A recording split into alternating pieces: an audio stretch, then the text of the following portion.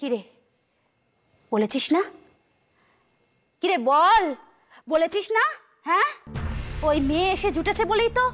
আমি না যদি খুঁজে পাই ওকে একবার, তাহলে একেবারে শেষ করে দেবো।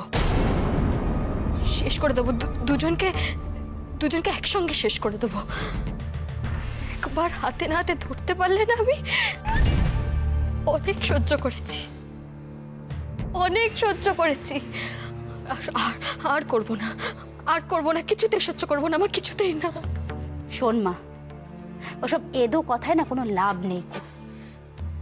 ওই কাজ তুই কোনোদিনও করতেও পারবি না, আর যদি করিসও সারাটা জীবন ওই জেলের ভাত খাবি।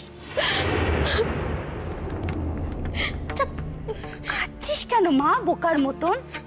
তোকে যা বলছি শোন না। কি করব মা, কি করব?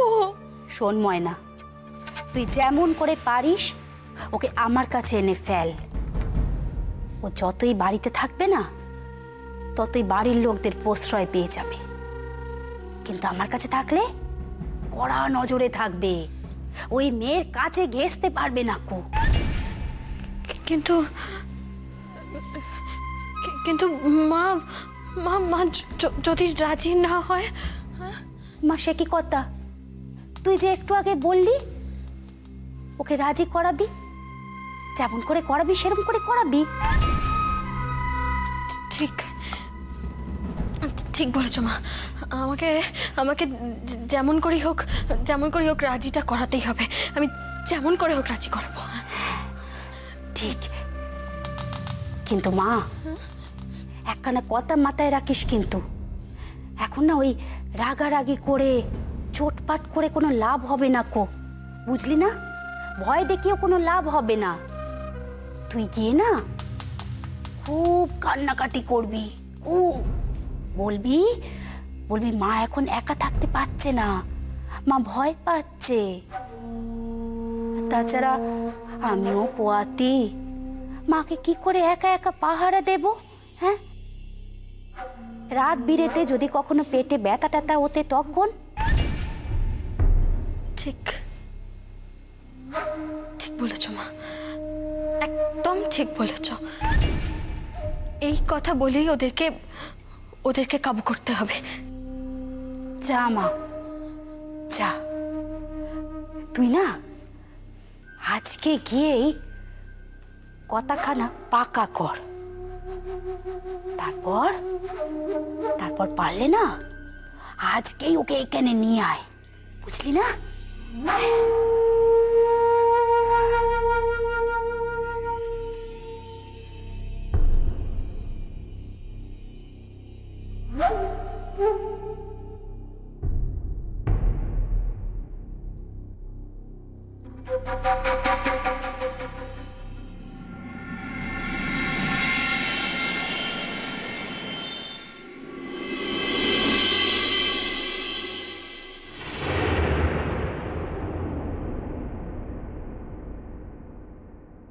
দাদা,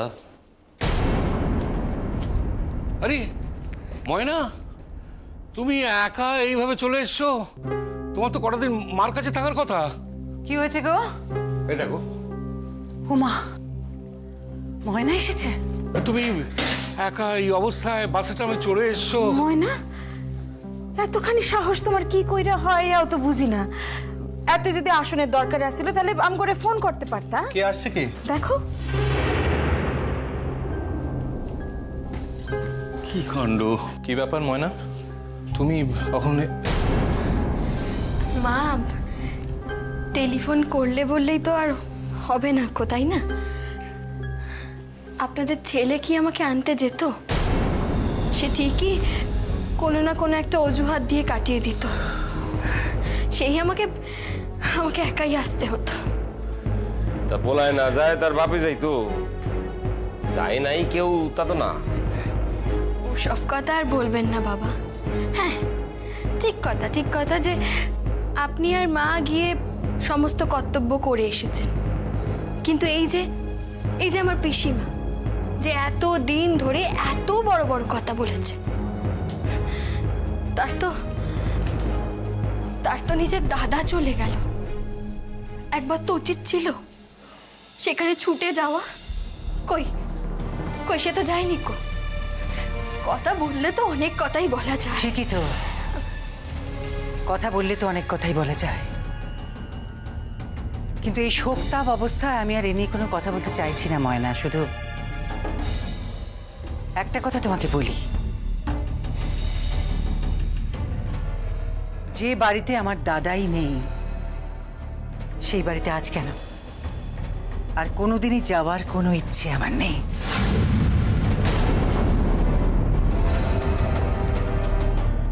এবার কত ময়না, কি এমন হইল যাতে তুমি একটা রাইত কাটতে না কাটতে একেবারে সুইটা চইলা আইলা? প্রাণের দায়ে এসেছি বাবা। প্রাণের দায়? কি কি হয়েছে খুইলা কও না ময়না।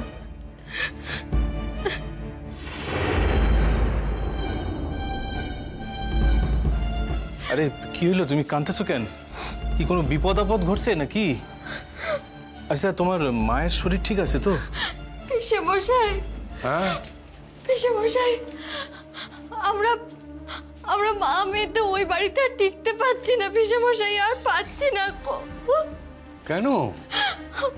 বাবা বাবা আমি দেখো ময়না, এই তোমার বাপের মতো মানুষের এরকম অসময়ে চলে যাওয়াটা সত্যিই খুব দুঃখের, কিন্তু তাই বলে তোমারা তো এরকম ভাঙিয়ে বললে চলবো না।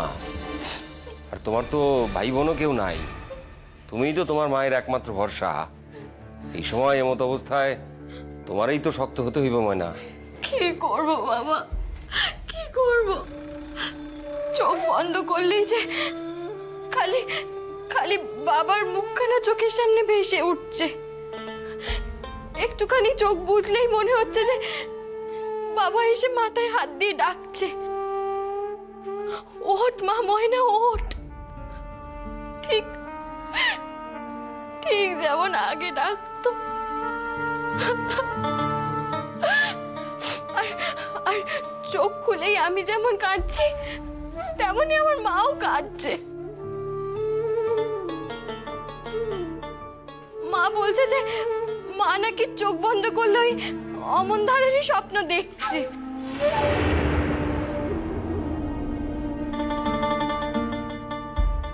আমরা আমরা মা মেয়েতে আর ওই বাড়িতে টিকতে পারছি না পিসে মশাই।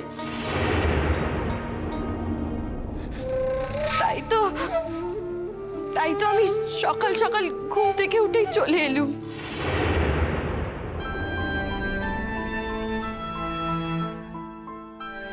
কিন্তু ময়না, তোমার মা একা থাকবেন কি কইরা? এই অবস্থায় তো আরো তারে একা ফেলে রাখুন যায় না। তাছাড়া 4 দিনের মাথায় তোমার তোমার বাবার কাজও করতে হবে। দেখো ময়না, তুমি যদি এই বাড়িতে থেকে কাজ করতে চাও তাহলে আমাদের কোনো আপত্তি নেই, কিন্তু তোমার মা কি রাজি হবেন? মা বলছিল যে মা কাশিবাসী হয়ে যাবেন।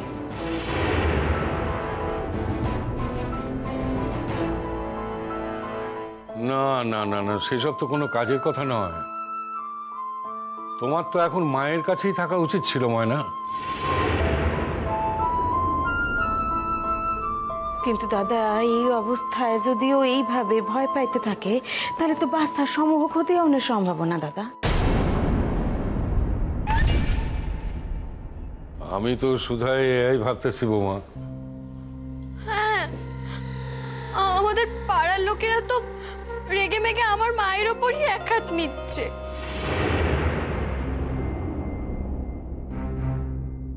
ঠিক বুঝলাম না, কি কইলা? এই যে এমন অবস্থাতেও আমার মা তার একমাত্র জামাইকে তার কাছে এনে রাখছে না কো। এতেই তারা আরো রেগে যাচ্ছে। তোমার মায়ের জামাই পুতুল নাকি? কি মনে করেন তারা? তোমার মায়ের ইচ্ছা করলে জামাইলে তার নিকট রাখতে পারেন? না না, মানে আমিও তো সেই কথাই বলছি, বলো। কিন্তু কে আর শোনে আমার কথা? পিসিমা, পিসিমা জানেন তো, মারও না খুব অভিমান হচ্ছে। মাও তো আমাকে বলছে যে এমন অবস্থায় মানুষ মানুষের পাশে দাঁড়াবে না তো আর কখন দাঁড়াবে বলুন? তবে তবে আমি মাকে একদম স্পষ্ট বলে দিয়েছি যে মা, সে তো আর শুধু তোমার একমাত্র জামাই নয় কো, সে এই বাড়িরও একমাত্র ছেলে। তারাই বার কোন প্রাণে তাকে ছাড়ে বলো তো? তবে তবে পিসেমশাই এই কথাও ঠিক যে আমি আর ওখানে একা থাকতে পারছি না গো পিসেমশাই। ওখানে থাকলেই আমার বুকের ভেতরটা কেমন ধিকপিক করছে।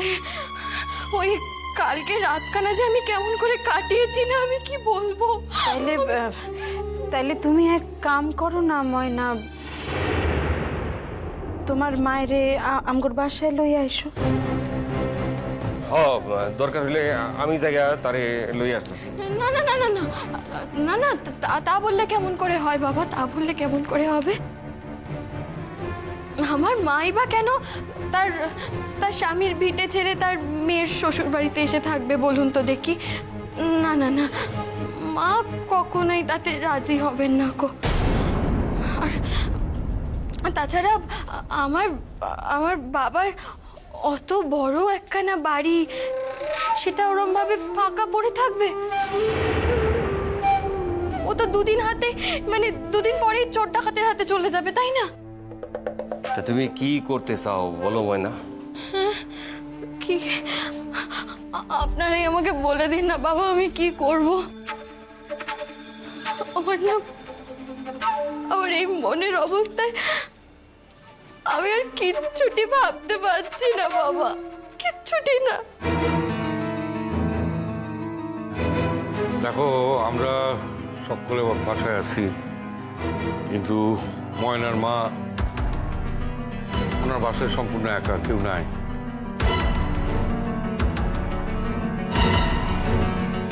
তারে দেখভাল করার কেউ নাই, বাজার করে দেবারও কোনো মানুষ নাই।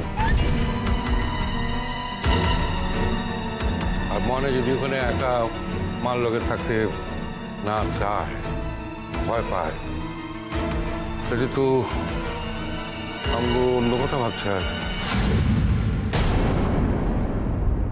অন্য কথা কি দাদা?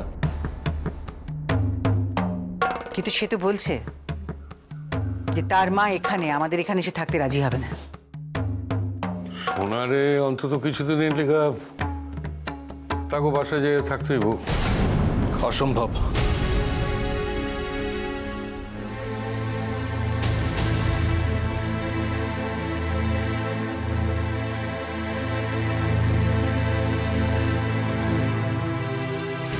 জ্যাঠামশাই, আমি কোনোদিন আপনার কথার উপর কথা কই নাই, এই প্রথম। কিন্তু জ্যাঠামশাই, আমি কেন কইলাম তা তো আপনি... দেখো সোনা, তোমারে তো আমি বরাবরের লিগা তো ওখানে থাকতে কইতেছি না, কিছুদিনের জন্য। দেখো, মানুষের মৃত্যু থেকে তো বড় কিছু নাই, তাই নিজের সুবিধা অসুবিধা এই সময় মনে রাখতে নাই। তাছাড়া ময়না যখন কইতেছে যে ওখানে ওর একা থাকতে ভয় লাগতেছে, সেই ভয় তো সন্তানের পক্ষে ভালো না। অন্তত তার লিগা তোমার ওখানে যায় থাকা উচিত। তো বেশি দিনের জন্য আমি তোমার কইতেছি, মানে কিছুদিন বাদই তো ব্যাপারটা নর্মাল হয়ে যাইব, তখন আমি তোমারে নিজে যাইয়া ওইখান থেকে ফিরাই লয়ে আসবো।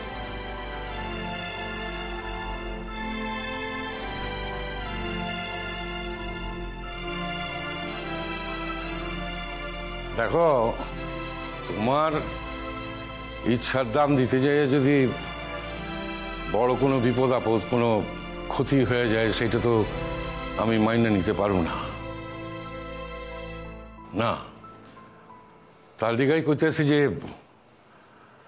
তুমি আইজি বিকাল বিকাল ময়নারে লইয়া বাইরে হয়ে পড়ো।